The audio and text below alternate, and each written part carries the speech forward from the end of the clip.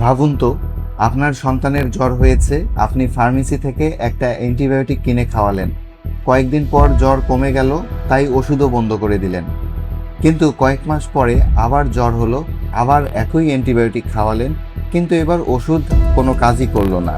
শুধু আপনার নয়, এমন পরিস্থিতিতে পড়তে পারে পুরো বাংলাদেশ।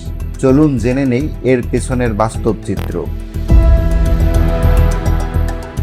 ঢাকার এক মধ্যবিত্ত পরিবারের কথাই ভাবুন।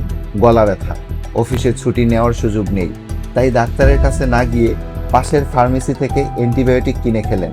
3 দিন পর ভালো লাগতেই ওষুধ বন্ধ। কয়েক সপ্তাহ পর আবার অসুস্থ হলেন। এবার আগের ওষুধ আর কাজ করলো না। এটা কি শুধুই কাকতালীয়? না, এটাই হলো অ্যান্টিবায়োটিক রেজিস্ট্যান্স।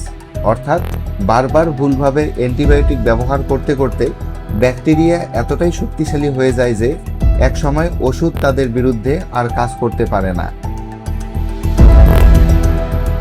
এখন প্রশ্ন হলো, এই ভুলটা কি শুধু একজনের? একেবারেই না। বাংলাদেশে এখনো অনেক মানুষ সর্দি, কাশি বা ভাইরাসজনিত জ্বরেও অ্যান্টিবায়োটিক খেয়ে ফেলেন।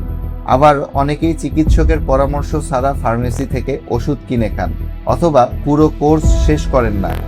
এসব অভ্যাসই সমস্যাকে আরও বাড়িয়ে দিচ্ছে।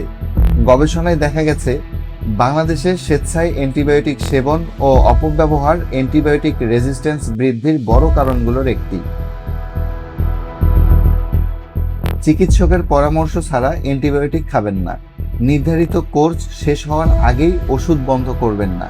নিজের ওষুধ অন্যকে দেবেন না।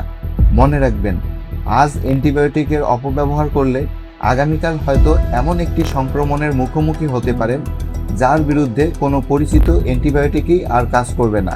আপনার পরিবারকে সচেতন করতে ভিডিওটি শেয়ার করুন, আর গুরুত্বপূর্ণ স্বাস্থ্য আপডেট পেতে চ্যানেলটি সাবস্ক্রাইব করতে ভুলবেন না।